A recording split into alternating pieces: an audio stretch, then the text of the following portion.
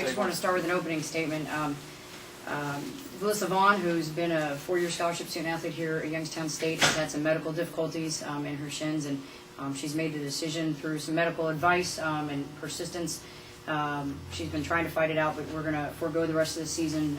This is going to be her redshirt year, and she would have the option to play next year while she's pursuing her master's if she decides to take that option. So she's going to be done for the season. Does anybody have any questions? I'm sure you guys were really hoping that she would make it back.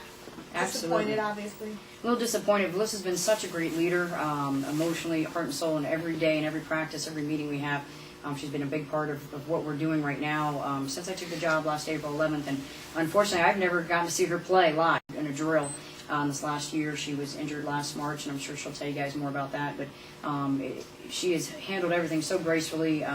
She's a very mature young lady, and I think that this was a very, very hard decision for her to come to, one that was kind of put in her corner, and it's been a long time coming, and I think that we want her to be just as much a part of the team as she was yesterday, starting today, so she's still a part of what we do. What are your hopes that she will come back so you can coach her next year? I would love to coach Melissa Vaughn, so I'm going to say that out loud. I hope Melissa takes me up on my offer. The staff would like to see her back in a Youngstown State uniform next year after she's had adequate rest time and recovery time, and we sure hope that that's a possibility and she gives that a good look.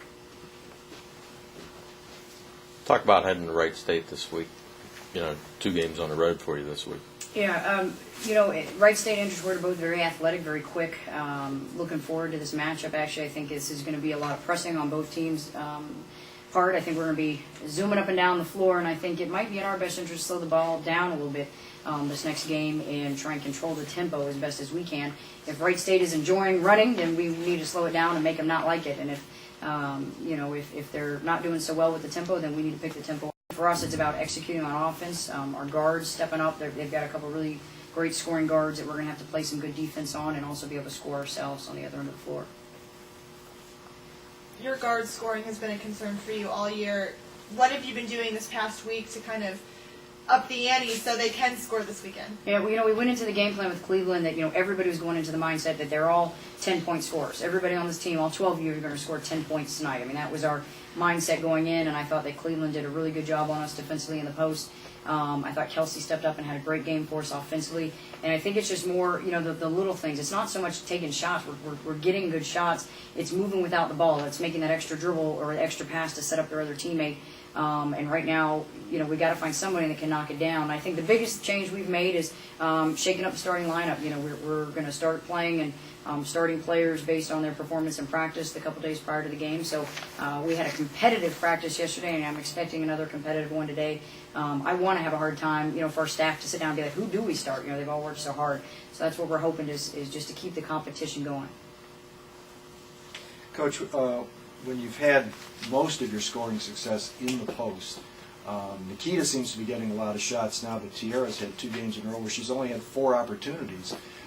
Any way to generate more shots for both of them so some of that heat comes off the guards? Yeah, and unfortunately for Tiara and Nikita, their injuries are limiting their playing time a little bit for both of them, so they're not getting as much PT as we would maybe like as coaches, and we have to play them in spurts, and keep them fresh.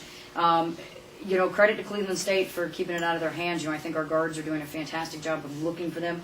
And I think that sometimes, Jim, we actually try so hard to get it inside that it's taken away from our guards wanting to be a scorer themselves. Jaquetta Wesley will come down 3 out of 4 times and never look for herself, and she'll look to find that dish, and she's a great passer. We'd like to see her take that shot a little more. I think that just creating that mentality, and so we're doing a lot of our drills in practice are forced on, guards getting extra points just for them taking the shot, or was it a good decision or not, and where we're trying to award points or punish teams, based on more, not just how many points do we score, but what are we looking for, how's our execution, what were we able to create with that, and I think that that's helping too to, once again, keep the competition, keep the practice, you hate to say games and fun, but to keep it fun and exciting. I think our ladies are enjoying practices, and I think that that's key. We keep enjoying practice, we keep getting better in practice, and hopefully we can pull it off, and I think no one feels any pressure right now. I think the ladies are just playing knowing that the Horizon League, it doesn't matter how we finish up here. You go into the tournament ready to compete for a conference championship. You go to that March tournament knowing that if you win 4 games, you go to the NCAA tournament. And it's a great